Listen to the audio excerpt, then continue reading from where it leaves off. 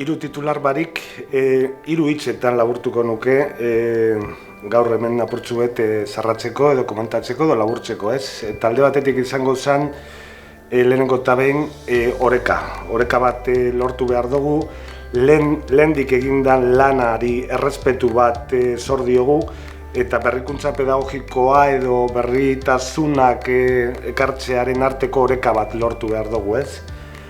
Beste gakoa izango zen begirada, bai?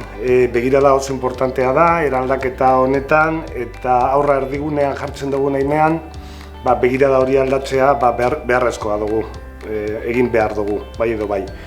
Eta azkenengo gakoa elkarlana. Elkarlan barik, uste bidea egitea gero eta zailagoa dela, ez?